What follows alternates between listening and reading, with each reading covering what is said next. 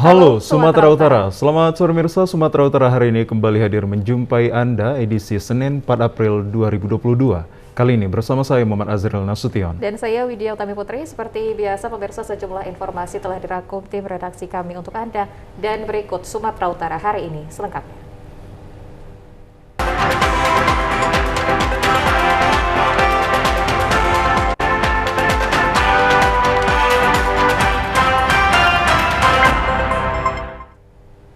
Pemirsa, sebanyak 4 orang anak di Kabupaten Tapanuli Selatan ditemukan tewas di dalam kolam pemancingan di Desa Tinjoman Lama, Kecamatan Hutaim Baru, Kota Padang Sidimpuan.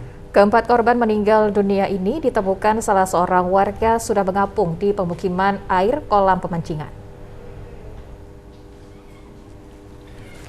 Suasana duka menyelimuti kediaman salah seorang warga Suaida Pohan di Desa Lubuk Raya, Kecamatan Angkola Barat, Kabupaten Tapanuli Selatan. Isak tangis keluarga terjadi ketika melihat jenazah dua anak yang juga kakak beradik, yakni Nur Laila umur 9 tahun dan Hafizah umur 6 tahun sudah terbujur kaku. Dua kakak beradik ini ditemukan tewas di dalam kolam pemancingan di Desa Tinjoman Lama, Kecamatan Hutaim Baru, Kota Padang Sidimpuan. Jasad kedua korban ditemukan warga dengan kondisi mengapung bersama dua anak lainnya, yakni Nova Sakinah umur 9 tahun dan Lamsia 7 tahun. Penemuan jasad keempat korban ini berawal dari kecurigaan warga melihat adanya benda yang diduga karton yang mengapung di dalam kolam pemancingan. Namun setelah diteliti, benda ini ternyata jasad para korban. Keempat jasad korban langsung dievakuasi warga dan aparat Polres Padang Sidimpuan dari dalam kolam pancing, lalu dibawa ke rumah sakit TNI Angkatan Darat yang berada di Kota Padang Sidimpuan. Namun setelah melalui pemeriksaan medis, keempat korban dinyatakan meninggal dunia. Kapolsek Hutaim Baru AKP Maruhum Panggabean memprediksi keempat korban datang ke lokasi dengan tujuan untuk mandi, namun keempat korban diduga tidak bisa berenang dan akhirnya tenggelam. Ada ibarat macam karton-karton. Pertama-tama dibilangnya, dipikirnya pertama-tama itu ada karton. Akhirnya diperhatikan dia rupanya anak-anak atau orang. Ada berapa, Dan? Yang pertama dilihat bapak itu pertama ada dua. Habis itu setelah dikasih tahu sama warga muncul satu lagi.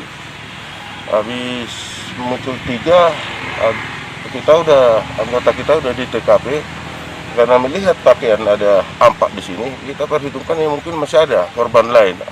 Memang betul, habis itu muncul lagi, jadi ampak lah yang Sementara itu, jenazah keempat korban akan dikebumikan di tempat pemakaman umum di Desa Lubuk Raya, Kecamatan Angkola Barat, Kabupaten Tapanuli Selatan. Pemirsa, satu unit pabrik kayu lapis di Kabupaten Serdang Bedagai terbakar. Pada kebakaran ini tidak ada korban jiwa dan dugaan sementara kebakaran terjadi akibat mesin produksi pabrik. Warga di sekitar pabrik kayu lapis yang berada di Desa Payapasir, Kecamatan Tebing Syah Bandar, Serdang Bedagai dikagetkan kebakaran dini hari tadi. Api berkobar dengan besar, sulit diatasi karena material yang terbakar terbuat dari kayu. Hanya dalam waktu singkat, api terus membesar dan membakar seluruh isi pabrik. Sebanyak 5 unit mobil pemadam kebakaran milik pemerintah Kota Tebing Tinggi, berikut 3 unit mobil pemadam kebakaran dari pemerintah Kabupaten Serdang Bedagai dikerahkan ke lokasi kebakaran. Petugas pemadam kebakaran berhasil memadamkan api sekitar pukul 5 pagi. Hingga pukul 6 pagi tadi, petugas kebakaran masih melakukan pendinginan guna mencegah terjadinya kebakaran susulan. Belum diketahui penyebab kebakaran, tetapi api diduga berasal dari salah satu mesin produksi yang menimbulkan percikan api. Kami dari Dinas Pemadam Kebakaran Tinggi mendapatkan laporan sekitar pukul 2 pagi bahwa di pabrik triplek terjadi kebakaran sekitar jam 2 pagi. Itu sekarang ini lagi proses pendinginan, api sudah tidak ada marak lagi, hanya tinggal bara api yang masih muncul. Kami juga masih sedang melakukan pemadaman terhadap bara api yang masih ada.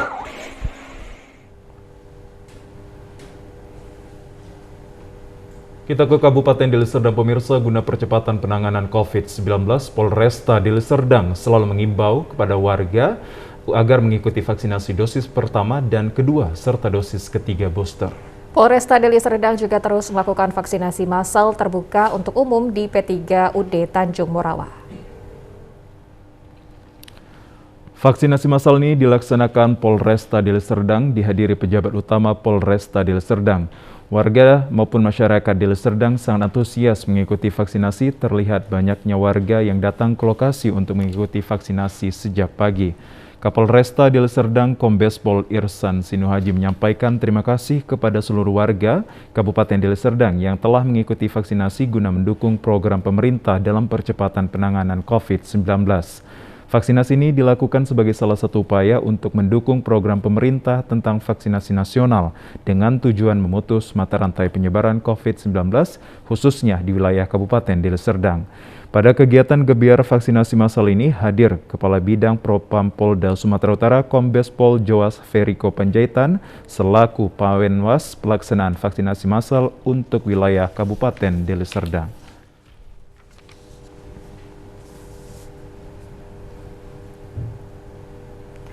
Iya pemirsa, untuk informasi seputar Ramadan akan kami hadirkan dalam segmen Serba-Serbi Ramadan. Tetaplah bersama kami.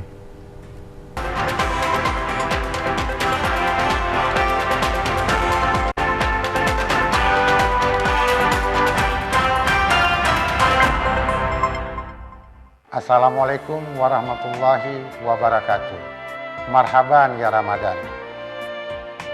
Berbagai pengalaman telah kita lalui bersama dalam tayangan selama ini. TVRI Sumatera Utara selalu hadir dan siap melayani pemirsanya.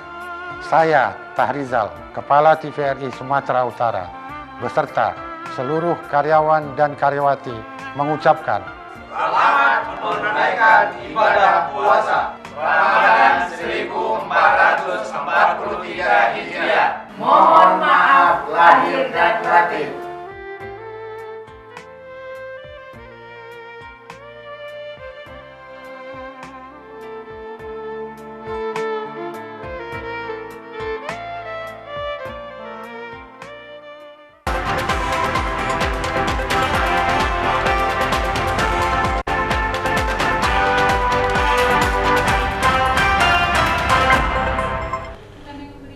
Terima kasih pemirsa, Anda masih bersama kami. Masyarakat yang terdampak pandemi COVID-19 memperoleh bantuan kebutuhan pokok dari salah satu perusahaan di Kabupaten Langkat.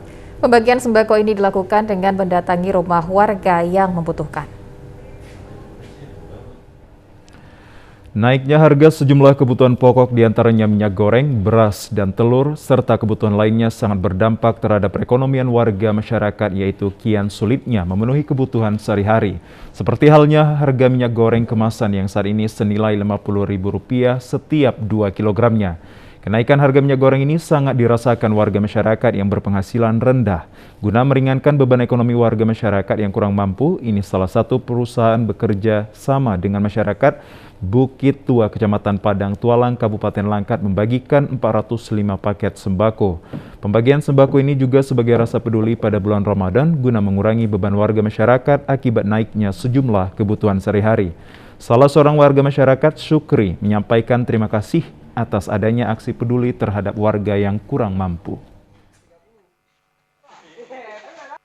Di dusun ini dikerahkan 181. Semoga maju dan berjaya selalu. Tingkatkanlah untuk masyarakatnya. Sementara itu, pihak perwakilan perusahaan mengatakan pembagian sembako ini dilakukan untuk masyarakat Desa Bukit Tua dan Desa Besilam. Aksi peduli ini diharapkan mampu mengurangi beban ekonomi warga masyarakat di tengah pandemi COVID-19 menyusul naiknya harga sejumlah kebutuhan sehari-hari pada bulan Ramadan. Para siswa dan guru mengumpulkan sembako di sekolah untuk disumbangkan sebagai aksi peduli sesama. Ya, di antara sekolah yang melaksanakan pengumpulan sembako adalah SMP Negeri 7 Medan.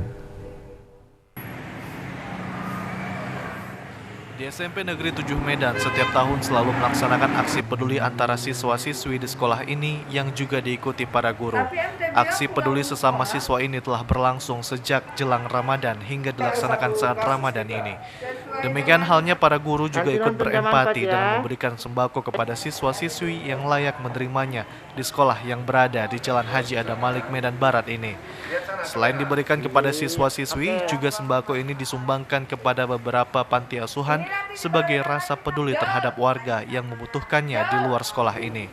Kepala SMP Negeri 7 Medan Irnawati menyatakan, aksi peduli sesama siswa-siswi ini telah menjadi agenda tahunan bagi keluarga besar SMP Negeri 7 Medan.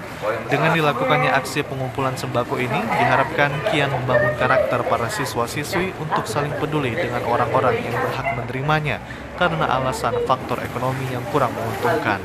Dengan aksi bagi sembako ini juga akan menciptakan karakter siswa profil Pancasila yang saat ini sedang diprogramkan oleh pemerintah pada lingkungan pendidikan di tanah air. Selain itu juga dengan mengumpulkan sembako ini membuat siswa-siswi dan guru kian meningkatkan rasa peduli, terutama terhadap kaum duafa. Adapun sembako yang dikumpulkan adalah berupa beras, mie instan, gula pasir, dan bahan-bahan kebutuhan sehari-hari. Berempati untuk menyerahkan sembako yang nantinya akan dibagikan kembali. Tujuannya adalah untuk membangun karakter anak-anak kita menjadi anak-anak yang peduli terhadap orang-orang yang membutuhkan bantuan, walaupun hanya berupa sembako, tapi diharapkan anak-anak ini dapat peduli kepada sesama dan berbagi kepada sesama, sehingga terwujudlah siswa profil pelajar Pancasila. Kegiatan ini tetap berlanjut karena masih banyak yang membutuhkan bantuan dan uluran tangan dari kita bagi kaum duafa. Untuk kesekian kalinya, hari ini juga dilakukan pembagian sembako terhadap siswa-siswi yang layak menerimanya. Pemberian sembako ini dilakukan di ruangan perpustakaan SMP Negeri 7 Medan oleh Kepala SMP Negeri 7 Medan Irnawati bersama guru-guru. Sebahagian sembako ini juga nantinya akan disumbangkan kepada anak-anak panti asuhan guna meringankan beban ekonomi warga panti asuhan. Pemirsa, penantian panjang cabang olahraga judo Sumatera Utara untuk berprestasi di Piala Kasat selama 10 tahun akhirnya terwujud. Pada gelaran kejuaraan nasional tahunan ini, Sumatera Utara berhasil meraih 1 medali emas, 2 perak, dan 4 perunggu. Pada kejuaraan Piala Kasat tahun 2022, Sumatera Utara mengirimkan 9 atlet, 7 atlet berhasil menyumbangkan medali. 1 medali emas dihasilkan pejudo Helena Susen mengalahkan pejudo asal Jawa Timur. Sedangkan 2 medali perak masing-masing diraih Winner Panggabean dan Gusti Goasa. Sementara 4 perunggu diraih Adelia Dwi Nugraha, Oki Wicaksono, Riki Ramadhani, dan Willy Pratama. Ketua Umum Pengurus Provinsi Persatuan Judo Sumatera Utara Muhammad Arif Fadilah mengaku bersyukur dengan raihan medali tersebut. Keikutsertaan Sumatera Utara di Piala Kasat sesungguhnya untuk uji pengalaman bagi para atlet yang tergabung pada Pelatda Jangka Panjang KONI Sumatera Utara. Di ajang Kasat Cup yang merupakan ajang prioritas dari PBPJSI, Judo Sumut mampu menorehkan prestasi dengan merebut 1 medali emas, 2 perak, dan 4 perunggu. Hasil ini cukup kita syukuri untuk bekal dan modal menghadapi puncaknya di PON 2024. Untuk program selanjutnya dalam waktu terdekat di bulan Juni kita akan ikut Musi Open di Palembang. Selanjutnya mungkin Kejurnas, dan mudah-mudahan dengan beberapa bantuan dari KONI atau bagaimana sesuai dengan program KONI kita adakan tryout ke luar negeri di tahun 2023. Ketua Umum KONI Sumatera Utara diwakili Kabid Organisasi Muhammad Syahrir mengatakan raihan prestasi cabur judo di Piala Kasat merupakan momentum awal untuk berprestasi di Pekan Olahraga Nasional mendatang. Sebab atlet yang bertanding di Piala Kasat merupakan atlet nasional dari sejumlah provinsi di Indonesia. Muhammad Syahrir berharap sinergitas yang sudah baik terus dipertahankan, sebab gelaran PON ke-21 tinggal 2 tahun lagi. Sementara pengawas dan pendampingan cabang olahraga judo KONI Sumatera Utara Refli Yuner mengatakan, raihan prestasi di Piala Kasat merupakan hasil pelatihan yang benar sekaligus langkah awal untuk berprestasi di momentum Pekan Olahraga Nasional tahun 2024. Kejuaraan di Culudong itu mereka ini juga meraih prestasi yang cukup baik. Jadi artinya ini merupakan langkah awal dari atlet-atlet judo yang ada di Sumatera Utara untuk memperoleh prestasi yang lebih baik di tingkat PON nantinya. Jadi artinya mereka kita persiapkan untuk di tingkat PON nantinya. Tentunya apa yang dilakukan oleh pengurus Pemprov Judo Sumatera Utara itu membuahkan hasil di seluruh yang sudah berlangsung itu tadi. Jadi artinya dengan menangnya atau dengan prestasi mereka di Cilodong kemarin itu merupakan titik awal dari prestasi untuk mencapai PON 2024 ke depannya. Pemirsa, informasi terkait serba-serbi Ramadan akan kami hadirkan sesaat lagi. Tetaplah bersama kami di Sumatera Utara hari ini.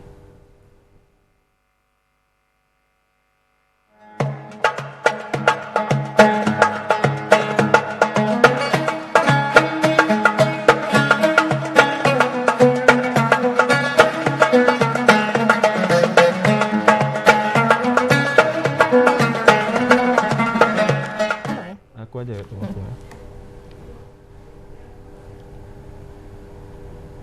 Pemirsa, kue bika bakar merupakan salah satu penganan tradisional khas Sumatera Barat yang banyak dijadikan sebagai makanan berbuka puasa. Penganan bika bakar ini sangat cocok dijadikan sebagai makanan berbuka puasa karena rasanya yang sangat manis.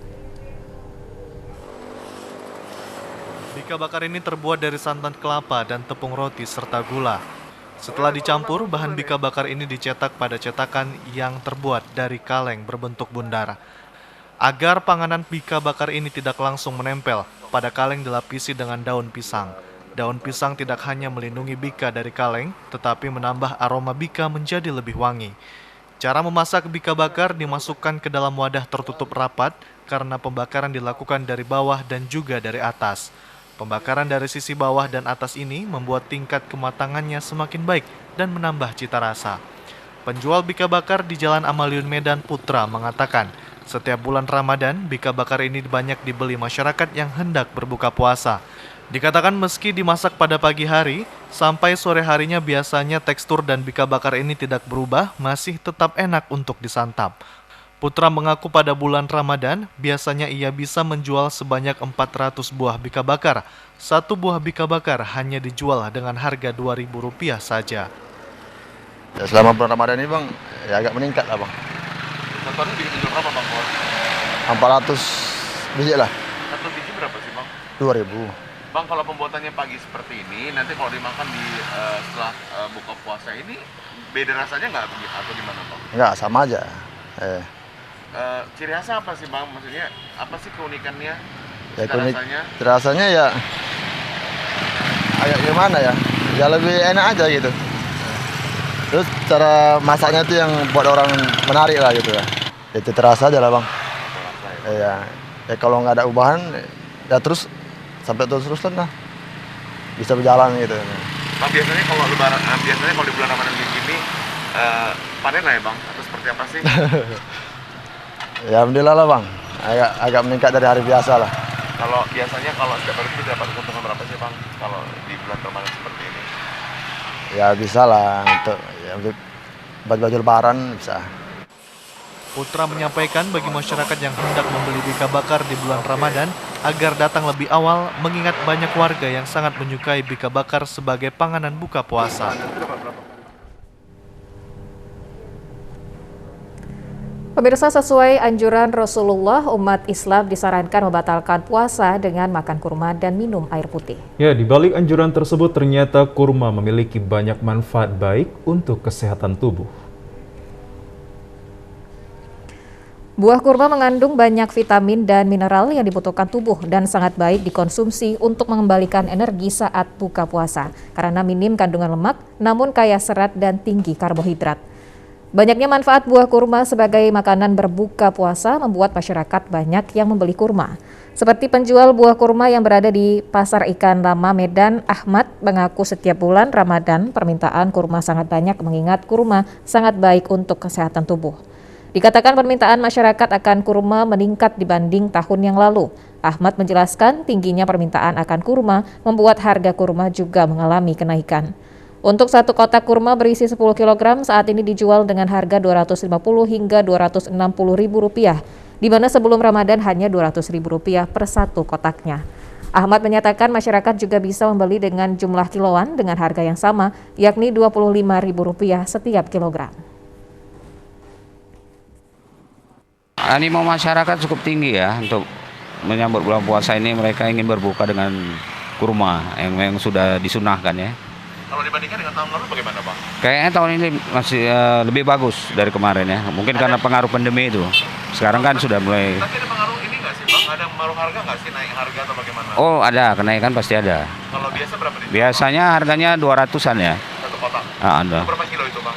Untuk satu kotak 10 kilo. 10 kilo. Sekarang ini? Sekarang ini sampai 260 gitu.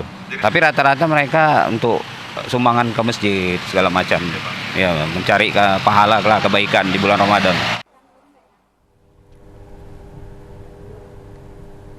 Di sorotan lainnya pemirsa, Masjid Raya Al-Hidayah Porsea melaksanakan buka puasa bersama dengan para jemaah pada bulan Ramadan 1443 Hijriah. Buka puasa bersama ini mulai kembali dilaksanakan tahun ini menyusul terjadinya pandemi COVID-19 beberapa tahun terakhir.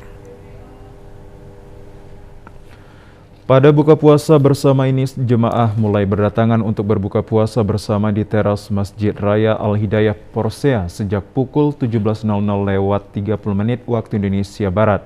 Wakil Ketua Badan Kenaziran Masjid Raya Al-Hidayah Porsea, Supriyadi, menyatakan pihaknya menyiapkan makanan dan minuman berbuka puasa bersama sekitar 100 paket. Setelah selesai buka puasa bersama di Masjid Raya Al-Hidayah Porsea, untuk tahun ini pada bulan Ramadan melaksanakan sholat tarawih dengan normal. Pelaksanaan sholat tarawih ini menerapkan protokol kesehatan.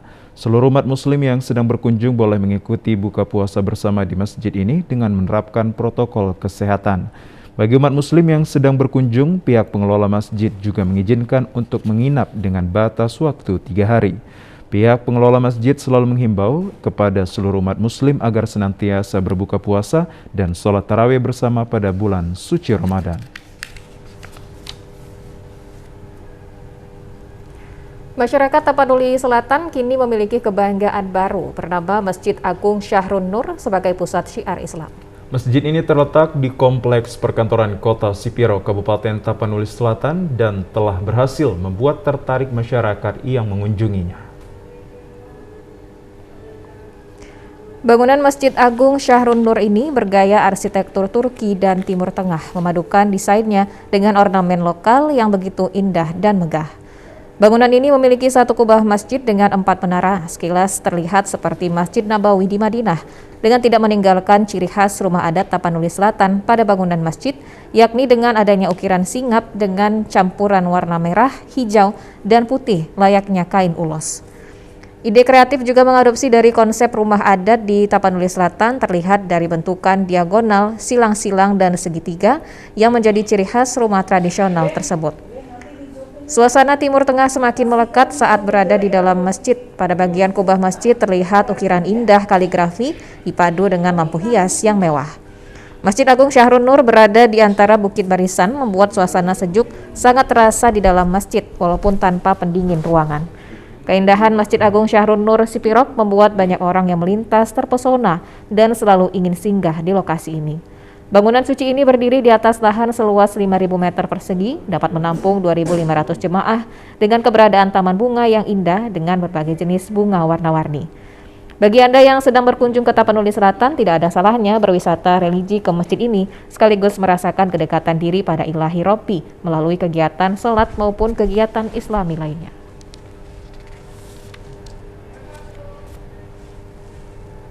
Pemirsa, beragam informasi menarik dan aktual lainnya akan kami hadirkan sesaat lagi. Tetaplah bersama kami di Sumatera Utara hari ini.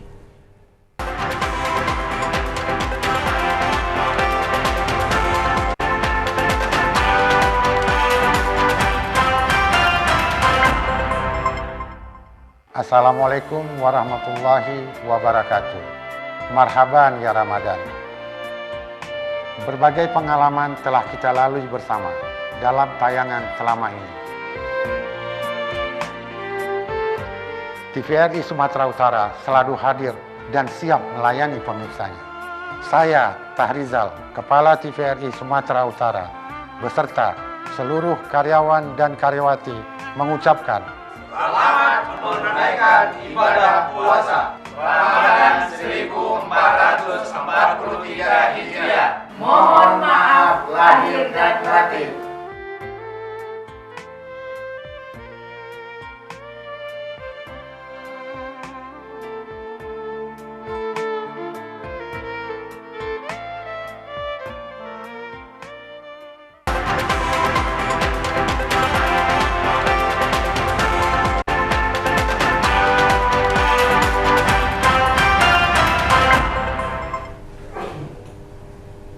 Pemirsa, khataman berasal dari bahasa Arab yang artinya tuntas mengaji Al-Quran. Ya, serta menyelesaikan membaca Al-Quran oleh seorang, baik itu anak maupun orang dewasa.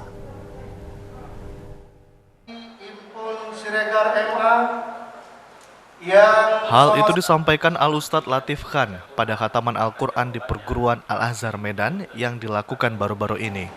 Dikatakan bagi anak-anak seharusnya khataman Al-Quran sudah diwajibkan sebelum berumur 13 tahun.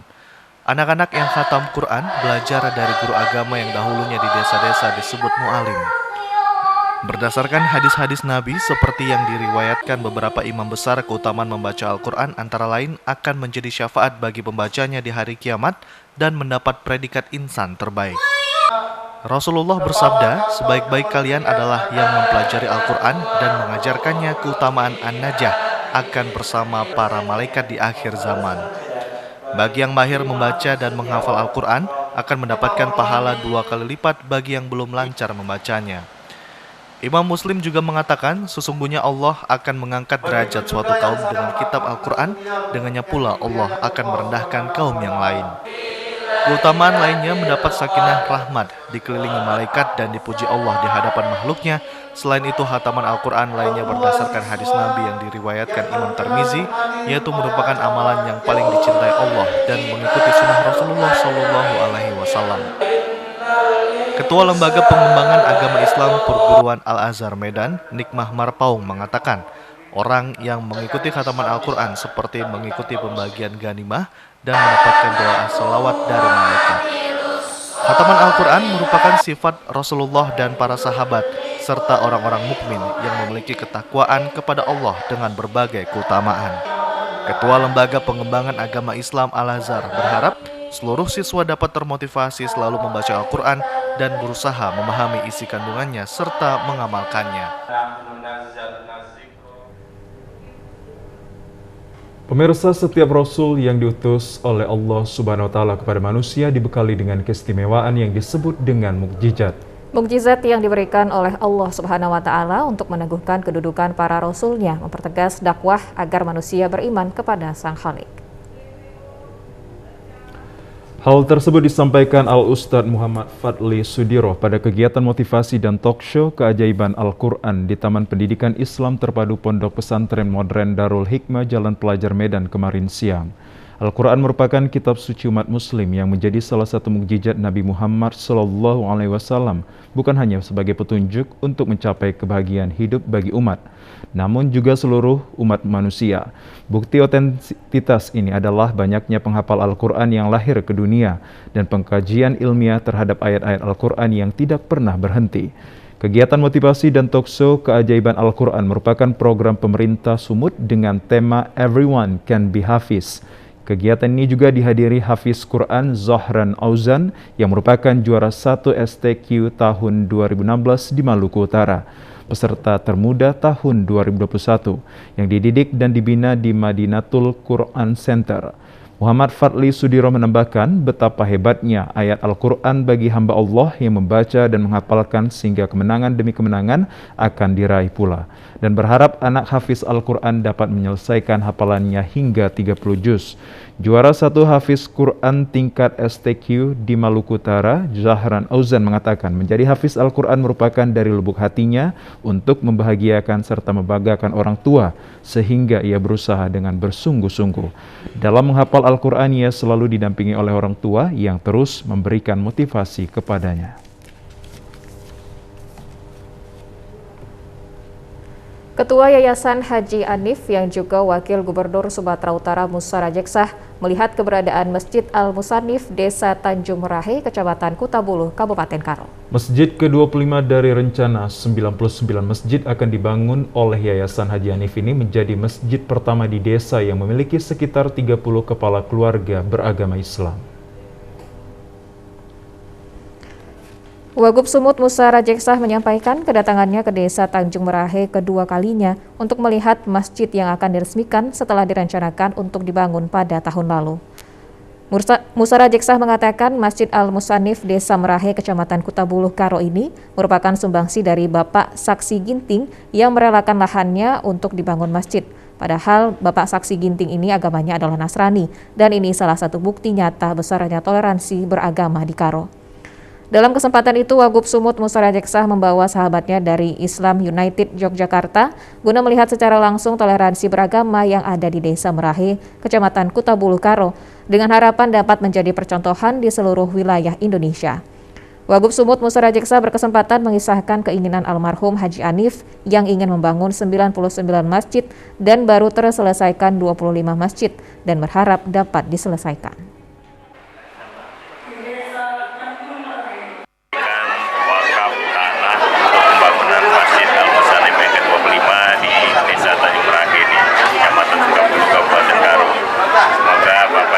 Berikan ini menjadi juga pahala buat Pak Saksi Ginting, keluarga semuanya.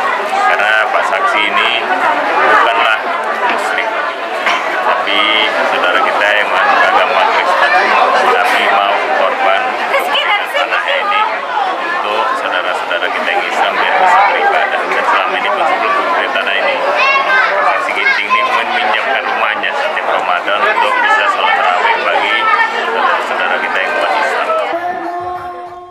Seorang warga Tanjung Merahe, Boleh Ngene Ginting, menyampaikan sejak tahun 1991 tinggal di desa tersebut, baru kali ini ada masjid. Selama ini dia dan keluarganya sholat di rumah, sehingga adanya masjid ini, umat Islam Desa Merahe dapat melaksanakan sholat berjamaah di masjid, terutama pada bulan Ramadan yang sebentar lagi tiba.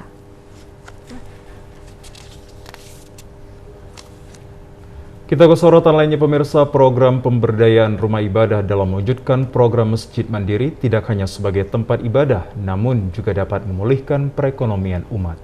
Ya, program Masjid Mandiri juga sebagai landasan dalam menghadapi perkembangan zaman dan teknologi.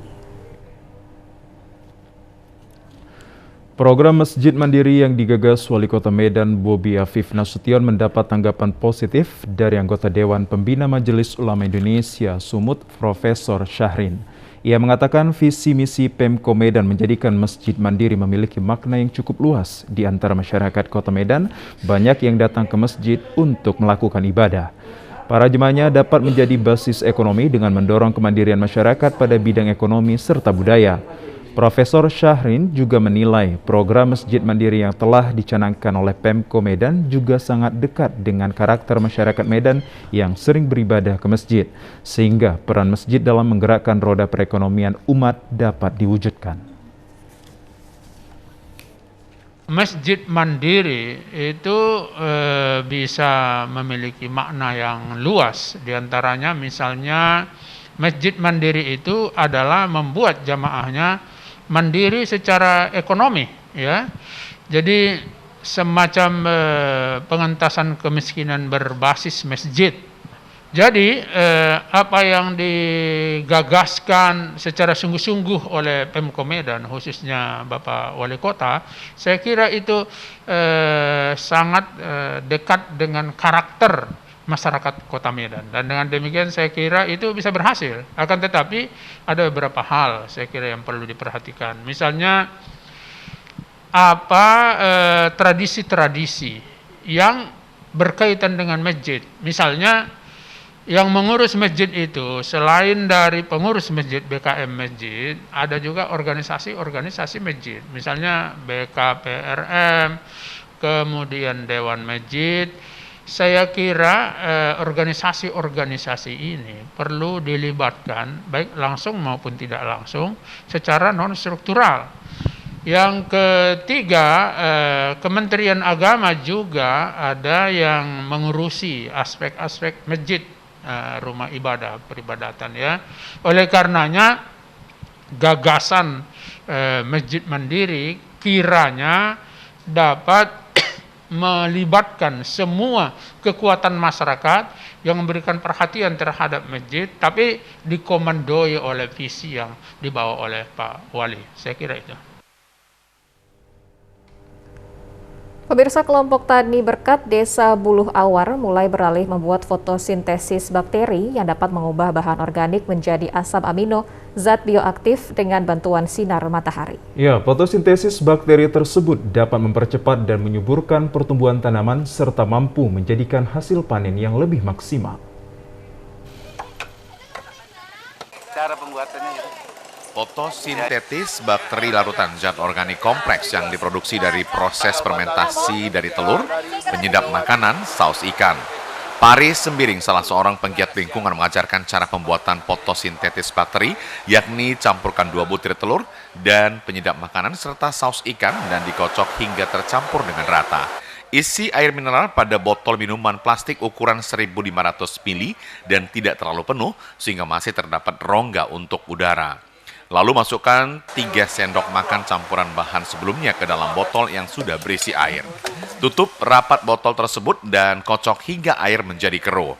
Usai dikocok hingga keruh, jemur botol berisi larutan tersebut pada sinar matahari minimal 8 jam setiap hari selama 15-30 hari hingga larutan di dalam botol berubah warna menjadi merah agar bakteri fotosintetis siap digunakan. Aplikasi penggunaan fotosintetis bakteri, larutkan 10-15 ml, dicampurkan dengan 2 liter air bersih dan disemprotkan pada daun, batang, serta tanah di sekitar tanaman. Paris Sembiring yang didampingi Enek Laras dari penggiat pertanian mengatakan fotosintetis bakteri maupun ekoenzim sangat mampu menyuburkan tanah dan tanaman dan menghilangkan hama serta dapat meningkatkan kualitas rasa buah serta sayuran yang ditanam para petani. Kalau pupuk ekoenzim ini kan pupuk organik, jadi jauh beda lah dengan pupuk-pupuk yang kita lihat selama ini, pupuk kimia. Jadi kalau kita menggunakan pupuk organik ini tentu untuk dari segi kesehatan juga sangat baik dan juga bisa menjaga alam kita ini tetap lestari. Karena di sini banyak masyarakat sebagai petani dan ada juga mungkin yang punya kolam ikan. Ini banyak manfaatnya nanti pembuatan ekoenzim. Bisa digunakan untuk pertanian dan juga bisa digunakan untuk terapi kesehatan. Selain pembuatan ekoenzim, kita juga akan membuat PSB, fotosintesis bakteri katanya, nanti itu juga akan kita praktekkan di sini. Itu juga untuk pupuk pertanian di sini. Salah seorang anggota kelompok tani berkat Desa Buluh Awar, Sibolangit, Kabupaten Deli Serdang, Imelda Barus, merasa senang mendapatkan cara pembuatan fotosintetis bakteri dan ekoenzim karena dapat meningkatkan hasil pertanian para petani. Dikatakan pembuatan fotosintetis bakteri sangat gampang dan murah sehingga hal tersebut langsung dapat dipraktekkan oleh seluruh kelompok tani yang ada. Para petani berjanji akan langsung mulai pembuatannya dan akan mengaplikasikannya kepada tanaman di lahan pertanian warga. Menurut saya baguslah, soalnya dengan adanya pembuatan ekoenzim ini, pengalaman kita tambah satu, terus bisa bermanfaat untuk masyarakat. Apalagi pembuatan ekoenzim, tanaman kita bisa menghasilkan karena subur tanahnya kan dapat menghasilkan. Semakin bagus tanaman kita, terus buahnya pun semakin banyak. Pokoknya bermanfaat lah gitu loh Pak. Bapak lihat sendiri kan, tengoklah masyarakatnya sangat bersemangat. Karena tahu sekarang pupuk kimia pun mahal Pak. Jadi dengan adanya pupuk organik ekoenzim ini ya baguslah. Jadi kita buat sendiri bisa mengurangi Pak, kimia, iya. Para kelompok tani saat ini dapat membuat 2 jenis pupuk baru yang pembuatannya sangat mudah dan ekonomis, yakni ekoenzim dan fotosintetis bakteri. Sementara itu pemirsa, petani aren Desa Bulu Awar, Sibulangit, Kabupaten Deli Serdang mulai mengaplikasikan pembuatan pupuk ekoenzim yang sangat berguna bagi tanaman. Pupuk ekoenzim tersebut saat ini sudah terbukti dapat memberikan hasil panen yang maksimal khususnya bagi petani aren. Ekoenzim merupakan larutan zat organik kompleks yang diproduksi dari proses fermentasi dari sisa organik gula aren, tebu, dan air. Ekoenzim Indonesia memberikan sosialisasi tata cara pembuatan pupuk ekoenzim yang mudah dan ramah lingkungan. Salah seorang penggiat pupuk ekoenzim, Waja Gurusinga, yang didampingi Enai Kelaras mengatakan pembuatan pupuk ekoenzim dilakukan untuk memberikan edukasi kepada petani aren tentang cara pembuatan pupuk ekoenzim yang dinilai cukup murah karena berbahan dasar sayuran, kulit nanas, kulit jeruk, bonggol pisang, kacang panjang, dan serai. Bahan-bahan di atas terlebih dahulu dicincang menjadi bagian yang kecil, setelah itu dimasukkan ke dalam botol, serta diberi air dan molesa. Dengan menunggu masa fermentasi selama 100 hari, ekoenzim dapat dipergunakan terhadap seluruh jenis tanaman. Waja Gurusinga mengatakan ekoenzim yang dibuat kelompok tani Berkat Desa Bulu Awar dianggap mampu menyuburkan tanah dan tanaman sekaligus menghilangkan hama dan dapat meningkatkan kualitas rasa buah serta sayuran. Jadi kita sampah-sampah yang menjadi masalah di lingkungan bisa kita manfaatkan menjadi pupuk ekoenzim. Dengan biaya rendah masyarakat bisa pakai semua itu bahan menjadi pupuk yang tidak pakai bahan kimia. Itu yang kita lakukan, membuat pupuk ekoenzim. Hasilnya kita lihat buah makin bernas, batang makin kuat, akar makin bagus. Itu yang pernah kita lihat baik di padi, baik di tanaman sawit. Alasannya supaya desa ini mendapat peningkatan ekonomi yang lebih baik. Maka kita libatkan Bapak Kepala Desa kita supaya ini menjadi terarah kepada semua masyarakat. Dan lagi ini bukan hanya Desa Bulu Awar, terlibat Desa Kutabungkai, Desa Sukamaju. Kepala Desa Bulu Awar, Robert Bukit, mengatakan melalui pembuatan pupuk ekoenzim dapat membantu masyarakat dalam menekan biaya pengeluaran petani. Dikatakan untuk memperoleh hasil pertanian yang baik tidak terlepas dari pemberian pupuk terhadap tanaman. Untuk itu, ekoenzim dapat mengurangi penggunaan pupuk kimia sekaligus menjadikan kualitas pertanian warga semakin baik. Kepala Desa Bulu Awar berharap melalui pupuk ekoenzim yang ada saat ini sudah dapat diaplikasikan warga menjadikan seluruh petani semakin sejahtera. Sementara itu, pada pembuatan ekoenzim juga dihadiri mahasiswa pertanian Universitas Sumatera Utara, SMK 1 Tanjung Morawa, dan SMK 1 Perlak Aceh. Sudah pakai warga kita dan buktinya nyata ekoenzim tersebut murah dan bagus untuk tanaman. Itu makanya khususnya kelompok tani Berkat, warga Desa Bulu Awar dan Desa Sukamaju sangat mengharap supaya bisa membuat ekoenzim tersebut, melihat bukti bagus untuk tanaman ekoenzim tersebut. Itu makanya Pak Kelaras dan Pak Paris datang mempraktekkan cara pembuatan ekoenzim tersebut. Dan warga saya semenjak ada obat tersebut, pertaniannya tambah meningkat. Meski pupuk kimia belum dapat ditinggalkan warga sepenuhnya, namun dengan mengurangi pupuk kimia sebagai pupuk pertanian yang selama ini dipergunakan warga dapat menjadikan tanah semakin baik. Pemirsa, Pulau Samosir merupakan salah satu destinasi terbaik untuk bersantai di tengah keindahan alam yang memadukan danau dan deretan bukit. Nah, ada banyak hal yang dapat dilakukan saat berlibur di Pulau Samosir. Selain mengagumi pemandangannya, Anda juga dapat mempelajari budaya suku Batak Toba dengan mengunjungi Museum Huta-Bolon Simanindo.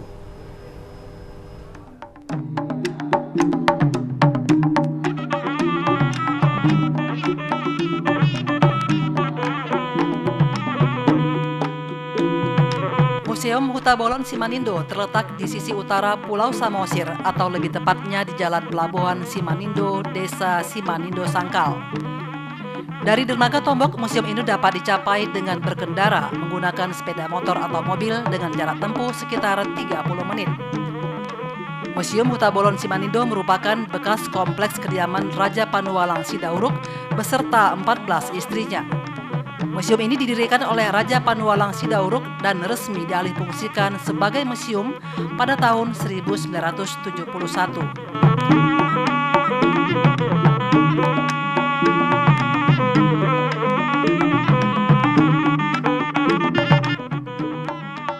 Saat memasuki Museum Huta Bolon Simanindo, kita akan dibawa ke masa lampau.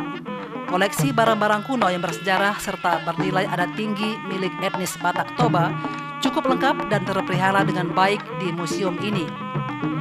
Di dalam museum ini terdapat benda-benda peninggalan Raja Batak yang telah berumur ratusan tahun, mulai dari pakaian adat, perhiasan, peralatan masak, peralatan tenun, kain ulos, persenjataan, hingga patung dan ukiran khas Batak.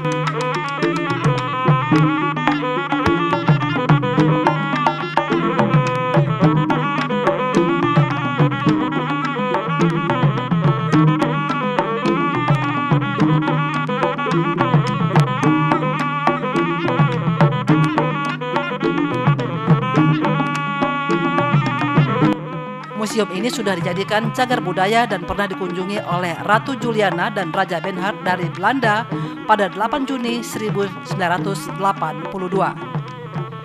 Di depan museum juga terdapat beberapa makam dari orang-orang terdahulu suku Batak, sehingga semakin menambah kesan masa lampau pada etnis Batak Toba.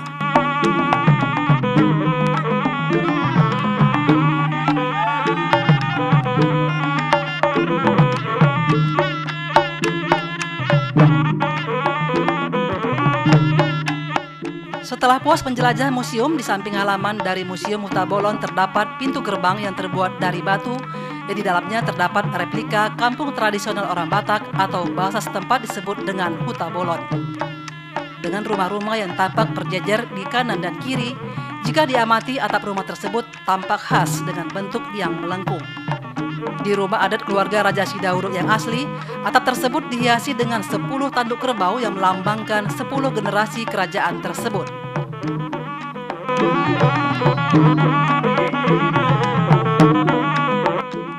Untuk meningkatkan kembali kunjungan wisatawan ke Museum Huta Bolon, dilakukan penataan sebuah taman botani dan rumah kaca. Rumah kaca yang berada di belakang Museum Huta Bolon ini sama seperti rumah kaca biasa, bergaya arsitektur kolonial, berlapis tembok kokoh, serta dilengkapi dengan kaca. Fungsi awal rumah kaca adalah rumah pribadi keturunan keluarga Sidauruk sebelum berubah menjadi tempat berkumpul bagi warga setempat.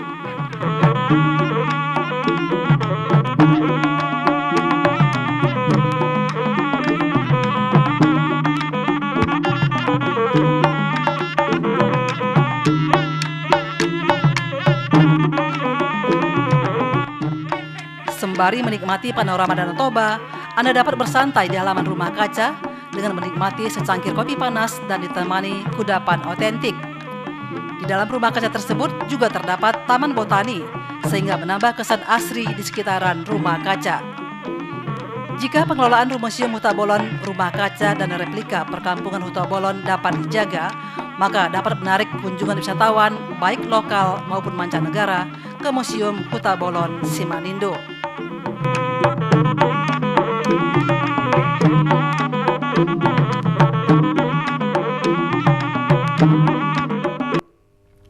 Ya pemirsa, informasi dari Pulau Samosir tadi sekaligus mengakhiri jumpa kita dalam program Sumatera Utara hari ini. Kami ucapkan terima kasih atas perhatian dan kebersamaan Anda. Saya Muhammad Azril Nasution. Dan saya Widya Utami Putri. Kami ajak Anda untuk selalu taat akan protokol kesehatan dengan memakai masker, menjaga jarak, dan mencuci tangan dengan sabun di air mengalir. Indonesia pulih karena aku. Indonesia pulih karena kamu. Indonesia pulih karena kita. Terima kasih, selamat sore. Sampai jumpa.